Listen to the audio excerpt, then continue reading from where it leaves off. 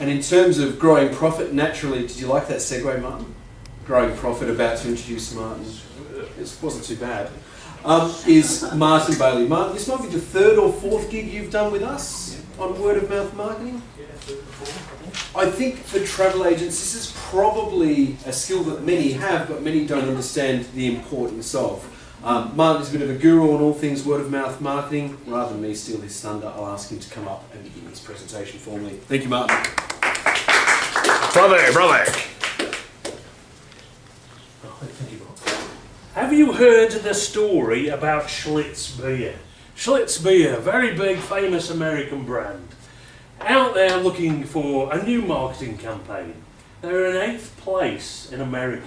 8th place. What can we do to move up and increase sales? So they had a guy come in and say, look, what can we do to increase sales? Well, tell me about your process, he said. So they took him through the process. This is how we make beer. We use water from this well, it's pure water, and so on. And also we cold filter the beer. What? Yeah, our beer is all cold filtered. That's it. What do you mean that's it? This is what we're going to use in our marketing. G. We are going to use and tell everybody that our beer, Schlitz beer, is cold filtered. But the guys from Schlitz said, all beer, all American beer is cold filtered. It doesn't matter. We are going to be the first people to tell the public that our beer, Schlitz beer, is cold filtered. It's a true story. They went from being number 8 to number 1 within a period of months. I'm aware of the fact that the travel industry and whatever business you're in is undergoing changes. Brilliant!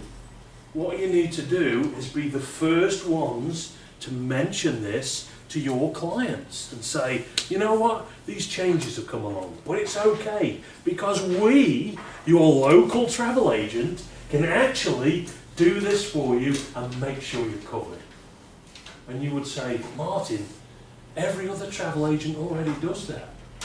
It doesn't matter. You are going to be the first travel agent in your area to tell people. You're like, wow, look at what my agent does for me. I'm covered. I'm a very great exponent and fan of word of mouth marketing. It is, I believe, the most powerful marketing there is. By far. By far. The aim of marketing is to know and understand the customers so well that the product and service fits them and sells itself. The aim of marketing. This is what marketing is all about. If anyone tells you any different, it's this, to know and understand the customer, what the customer's needs and requirements are. And we've seen this recently with a technology company, the next one down. People are drawn to Apple because they are selling their own ideas back to them. You want to know where the ideas for Apple came from? The iPad, the iPod, the whatever it is, from Apple's customer. And it's not rocket science. You're a travel agent. You talk to people all the time. You ask people, what exactly is it you want? Probably slightly different than that, because you don't want to look like you don't know. Well, actually, you don't know until you ask them. Give us your wish list. Give us your wish list. And that's what you're in the business of doing, travel agents. It's beautiful. You've got a terrific business where you're talking to people, let me make your wishes come true. Terrific. Well, our product around people, around the end user. And isn't that what you guys do? You put a holiday together for a person who's the end user, who's actually going to go on it. Oh, okay. Well, how are we going to build on this? And what this whole thing is word of mouth marketing, personal recommendation, relationship marketing, and so on and so on and so forth. Here's a quick exercise for you to do. You don't have to move this time unless you want to write. You might need a pen and a paper. Oh, nobody said we were going to have to do something. Ooh, this is hard work. Look, you might be able to do it in your head, depending on how much wine you've drunk. Thank you. Here's the big question at the top. Are you influenced by what others say? Oh, Are you influenced by what others say? Let's take the first one. The place where you got your hair cut, where you get it styled, permed, or blow dried, or whatever it is you do. Did you go to that place based on an advert? Did you see it in the street? Or did somebody else say, you should go there, because this is pretty good? And have a look through and say, where did I pick them from, an advert or from a recommendation? Whatever your answers were on that, let me tell you that when I run this test regularly with business people, they choose between 8 and 9 out of 10 for all of those down that list, through personal recommendation, not through advert. But the question is here, are your customers, or future customers, influenced by what others say about you? The chances are, yeah. Oh, in a big way. And this is why, this is one of the things in marketing which is the most important thing, but it's ignored or not recognised or not necessarily understood. And it's incredibly important. One at the bottom, only 14% of people trust advertisers. Why? Why do only 14% of people trust advertisers? Because you hit the nail on the head, people tell porkies. We've all been let down at some point. All been let down. Information overload. Oh, the busiest slide. Mark didn't like this slide when I sent it through to him. There's too much information on there. That's right. People want choices. No, they don't.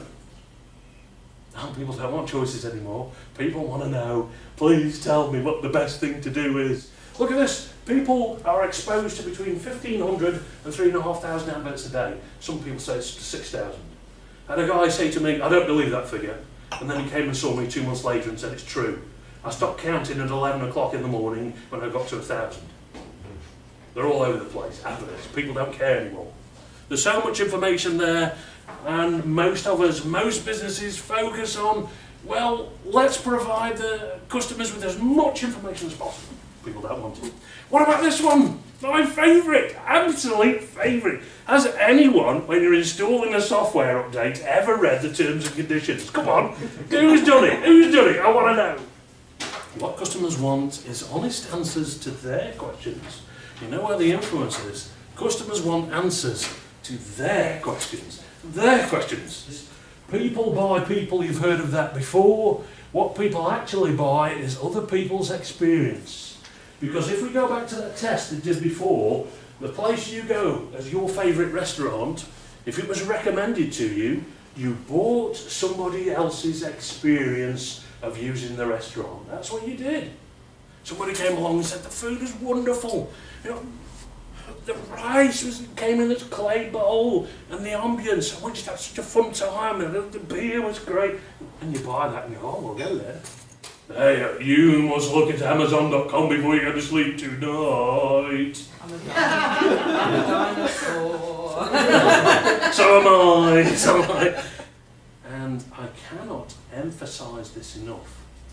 Whatever your business, you must record as much data about your customers as possible.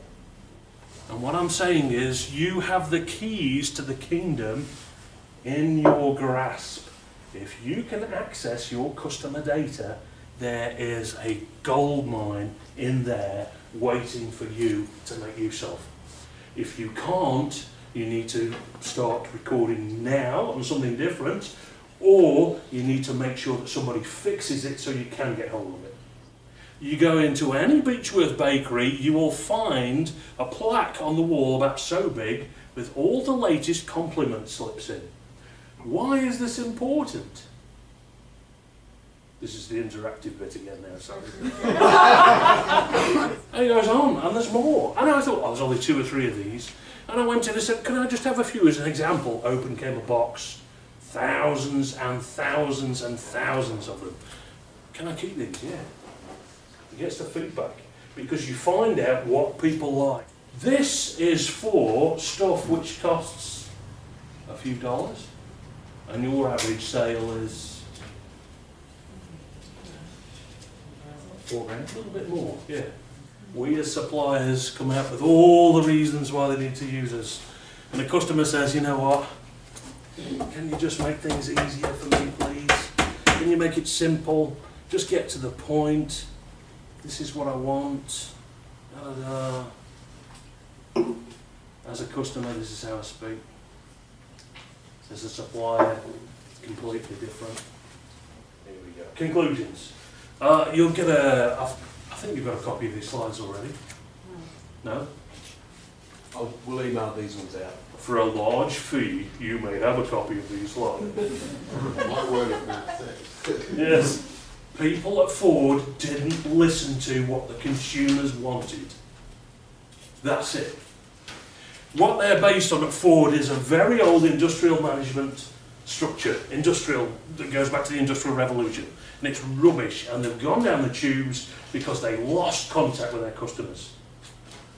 If you lose contact with your customers, your history, Ford and Beechworth. Beechworth maintains contact. We want your feedback. We're going to display your feedback. This is going to influence our product lines, and it's only for a few dollars. You guys are talking thousands of dollars. What do your customers want? You need to know. You need to know. That's your community. And that's a different subject to talk about at another day. I'm on the last couple of things. I'm not going to do number 4. Number 5. Your best sales force is your consumers. Why? Because 90% of consumers believe what other people have to say about a product. People won't believe you because they've been tainted by something completely different, like Ford. Yeah, of course we'll listen to you as customers. I know you don't want a Ford Falcon anymore, but we're going to build a really good one this time. Nobody wants it. Not really. One sign of an established company, number 6, that is struggling in the marketplace is when their primary marketing strategy is based on price. Do you know any travel agents whose primary marketing strategy is based on price? Yes, quite a few. So how are you going to compete against them? Business Relationships. Relationships. is this solving somebody's problem for a price. Yes. It depends whether you solve their problem or somebody else solves their problem. Yeah. That's basically what business is. Yeah. The thing is though, again, you come back to the examples to say the most powerful marketing medium in your favour is the people you already have as customers and what they say about it. Yeah. And the key on top of that is how you're going to build on that, from that. Can you use it? Will you use it? Now just roll on anyway, but there's a good way to tap into it now, especially that there are changes in the travel industry. Because everyone's going, it's all going to fall apart, it's all pear-shaped. And you'll go, well, no, it's not. Actually, we do this.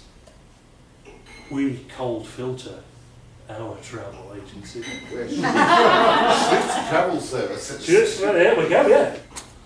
The majority of consumers now have the financial option to buy based on head first and heart first and head second. This means prices with a certain portion of the market is the driving factor. It is. It is. But it isn't necessarily the market you want to be in. But if you're in that and it makes up a big portion of your bread and butter, how will you address it to?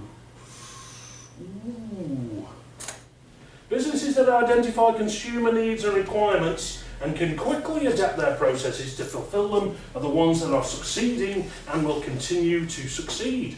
There is a portion of the marketplace which spends more money on stuff these days and saves up for it, and you're in I'll just say great. You're in a great position because you get to sell people dreams. And people buy people. People love doing the face-to-face stuff. What we were talking about before. People love talking face-to-face. All this technology we've got, and people still love to go to each other. Because we talk about all sorts of stuff. Let me tell you about Mark's most embarrassing moment. Yes, please tell them. I've no idea what it is, but I just wanted to say that just to people get all set up at the moment. Mark sat up and Sasha was going, oh. You have to figure out what your consumers' needs are. We think we know them, and believe me, we don't. We don't. Until you talk to them. Anything? Was that wonderful? No, was that wonderful? Yeah.